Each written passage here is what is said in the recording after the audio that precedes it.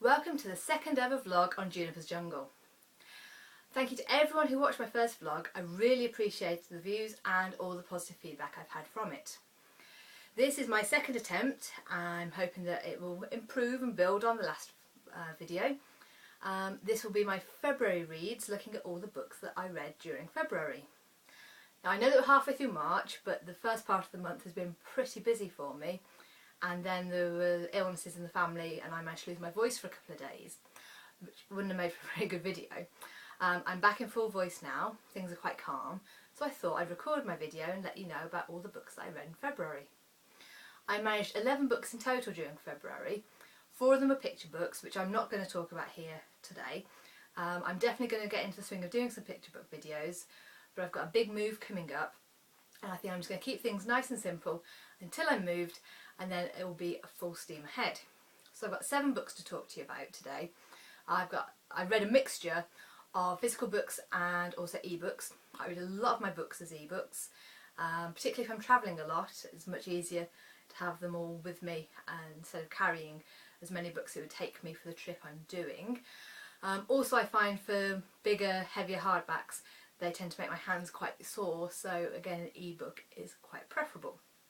So the first book I read in February was this book, No True Echo by Gareth P. Jones, published by Hotkey Books. Now this book was my first, I think, review for the new collaborative blog Middle Grade Strikes Back. I'll put the link in the section underneath so you can go and read everything I had to say about it. This book is a humorous book set in a slightly alternate version of our world, where time slip technology, I suppose you could call it, exists, and that's what this book is centred around. It's a really good adventure book. I found that the more I read, to start with at least, the more questions I'd got, but these were all sort of answered and built on in a really satisfying way. Certainly no sort of Lost style polar bears running through the jungle.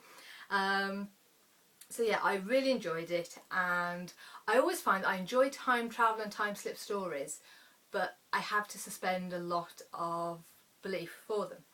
And for me, the easier I find to grasp how the time travel is supposed to work, the more I enjoy the book.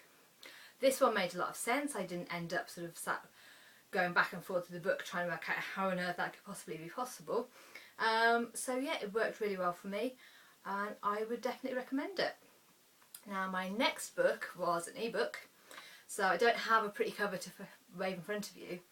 It was Captive by AJ Granger, published by Simon & Schuster UK. Now this time this is a young adult book, and it is about the Prime Minister's daughter who is kidnapped by some eco-terrorists, and it is the story of her time while she's kidnapped, but it's interwoven with flashbacks that sort of help us to understand the previous dealings that the Prime Minister himself and his daughter have had with this group. I really enjoyed this book.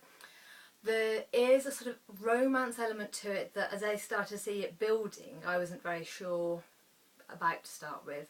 But the more I read, the more I liked it, I believed it, and ultimately I was pretty satisfied with how it ended. So yeah, another thumbs up from me. I'm pretty sure this is AJ Granger's debut as an author. She's a wonderful young adult editor.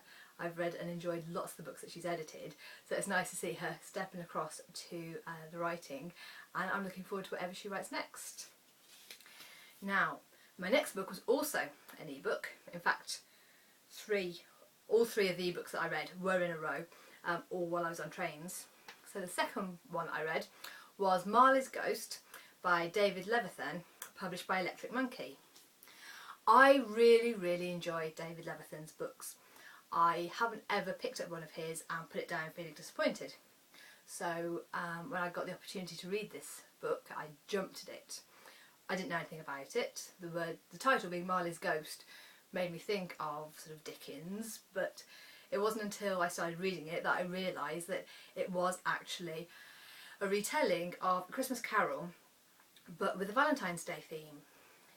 To start with, we meet our lead, and he is grieving for his lost love, and it was actually quite difficult reading in places, seeing how much this lad is grieving for his girlfriend who is dead. Was quite hard, and seeing how he was treating the people around him. But of course, we know the Christmas Carol story. The three ghosts all come and do their thing, and I really enjoyed seeing the story taken and brought up to date, made contemporary. The move to the Valentine's Day setting instead of the Christmas setting I thought was a really good move.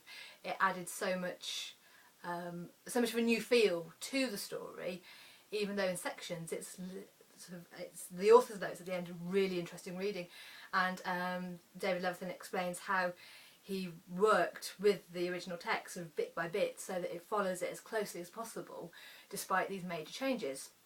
I really enjoyed it. It had all of the trademark things I would expect to find from anything written by David Levithan, the wonderful characters, the relationships, all the stuff going on in the background. So yeah, I really enjoyed this book. One of my favourites I read all month, if not probably actually.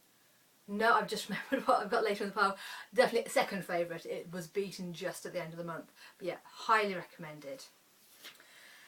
The fourth book, can't count on my post-its, that I read in February was an autobiography. It's called All Balls and Glitter, My Life, and it's by Craig Revel Horwood, published by Michael O'Mara Books. I'm a huge Strictly Come Dancing fan, have been right from the start, and I think I picked this up in the Kindle sale probably a year or more ago, and it's just sat there on my Kindle. And I was travelling back after a break, seeing some friends, and I fancied something a bit different to read, and this was what I chose. I really enjoy autobiographies when they, for me, when it really works, reading it, you can hear the person telling you the story. It feels almost like you sat with them having a cup of tea or a glass of something, and they're telling you all about their life. Unfortunately for me, this is where this book fell down. He has lots of really interesting stories to tell about his life, both growing up, getting into the performing arts, and then all the different shows and productions that he's been involved with. It didn't sound remotely like him telling the stories though. It could have been anybody telling me that this is what had happened to him in his life, rather than him telling me it himself. And for me, that was a real letdown. The stories themselves are fascinating. I'm a big theatre fan, so I found it really interesting hearing about some of the shows that I've seen and really enjoyed. For people who are Strictly fans but they're not particularly theatre fans, I don't know how much they would enjoy the book. I think parts of it could be, I don't want to say a bit dry, that's probably a bit strong, but I can imagine that there are sections that people could easily skim over because they're just not of interest to them. So yeah, I was a bit mixed on this book. I enjoyed the content, but the writing style particularly didn't work for me very well at all. So there's a slight bit of a letdown, unfortunately. Back to the physical books. The next book I read was Worry Magic by Dawn McNiff, also published by Hotkey Books, and I also reviewed this one for Middle Grade Strikes Back. I really enjoyed this book. It is a contemporary story about a young girl who she is a real worrier. Anything she can find to worry about, she will worry about. Even things that most people would never dream of worrying about, she's there worrying about them. And as things in her life are getting a bit more difficult, her parents are having difficulties in their relationship, her grandmother is sick in hospital, her worry levels reach the point that she starts having anxiety attacks. And after she's had one of these attacks, it's like everything has got better for a while, and so she starts to think that maybe if she can make herself have one of these attacks, she can fix all the things in her life. So it's a really interesting concept. I wasn't sure when I started reading the book whether it was going to be firmly rooted in reality or whether there's some magical realism going on. I was really pleased with how the character's worry magic, as she terms it, is resolved, how it's explained, and I think this is a book that lots of young readers will find something in it to really appeal to them, to enjoy. We all worry, and I think lots of young people today really worry about a lot of things. They have a lot to worry about, and so seeing it discussed in a really nice, gentle and reassuring way, I think it's great, and I think it's the sort of book that schools and everything definitely need to be having in their library collections. Okay, the penultimate book that I read in February was this one, 3 Amazing Things About You by Jill Mansell. When I was a bit younger, I read loads and loads of Jill Mansell, and then in the last few years I haven't read any of her books for absolutely no reason other than I've been reading so much young adult and middle grade fiction that a lot of the adult writers that I love have just fallen by the wayside a bit. On the day of publication I saw lots and lots about this book in my Twitter feed, and I saw a reference to her talking about how the Tumblr blog Humans of New York had in part inspired this book. Now I absolutely love the Humans of New York Tumblr blog, so straight away my interest was piqued. So I hopped onto Bookbridger to see if it was possible still to request a copy, or whether it needed to go into my must buy this book list, and yeah, luckily enough a copy arrived in the post for me.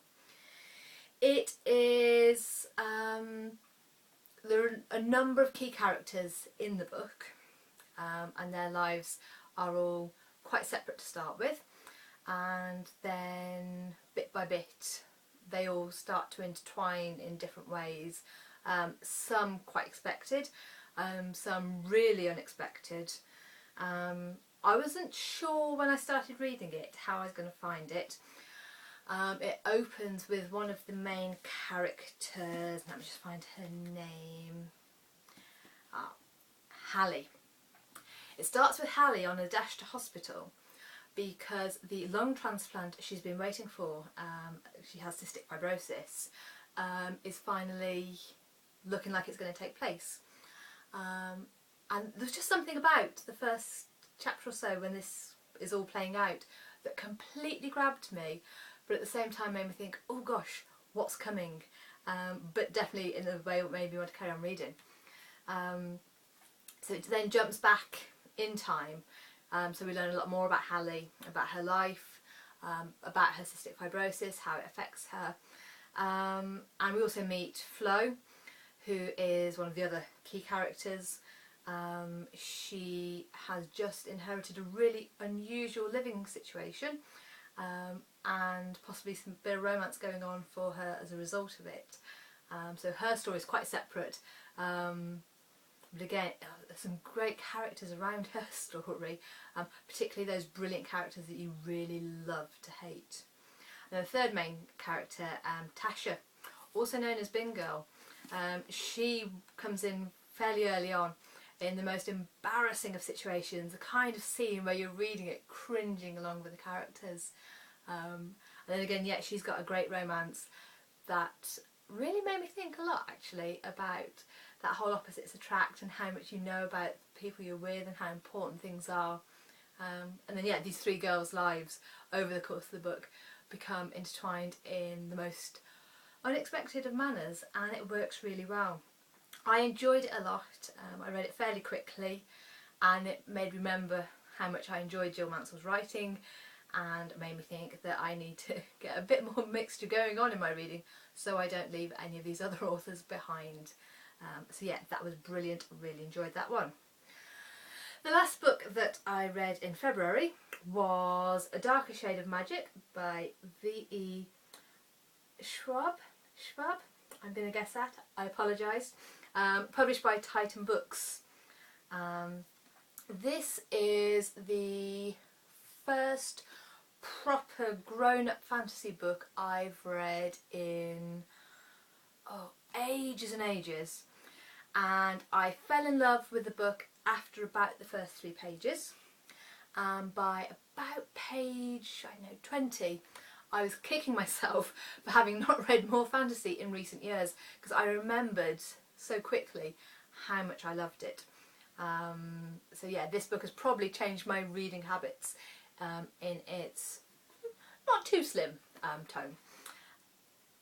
It is a book, I tried to explain it to a friend and she just looked at me like I was a bit mad after a while. There are 3 different worlds in existence, all layered on top of each other, sort of alternates, and they centre, like they're crossover almost between the Londons, and they are referred to by colours to keep them distinguished in the minds of Kel in particular, our main character, who he has magic and is able to travel between these different Londons, and so he acts as a messenger between the ruling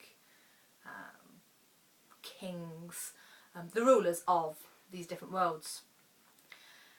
He fairly quickly meets Delilah, who is just such an awesome, wonderful character. She is a cross-dressing pickpocket, and yeah, she just absolutely rocks, and their first meeting made me really happy reading it. The 2 characters leap off the page. The first time we meet her, before Kel meets her, and realise that she is this female pickpocket, I just fell for her straight away. It didn't matter that what she was doing was perhaps not entirely legal. I wanted her to succeed and to beat everyone whilst doing it. It's a really, really great read. It goes along at a really great pace. Again, I read this book on a train. Like I said, February we spent a lot of time on trains, and I hadn't got a clue that anyone was getting on the train, off the train. I was so entranced by this book. I don't want to say too much about it, because I just want everyone to go out and read it and discover it for themselves. So yeah, I don't think I'm going to say any more, but definitely this was my favourite book of February, and I'm pretty confident that when I get to my favourite books of 2015 at the end of the year, this book will be on the list. So there we have it. Quite a little pile of physical books, obviously the 3 more e-books, but a fairly good month for reading. March is going reasonably well so far, but it's been a bit busy, so I haven't read quite as many books as I would be hoping to. Spending a lot more time on trains again, so that's helping to keep the books I'm reading, the number up, and I've already got some really good books to talk to you about when I do my next video, which will hopefully be at the very, very beginning of April. I will be more organised, so only a couple of weeks away. Thanks for watching, and I'll see you in April.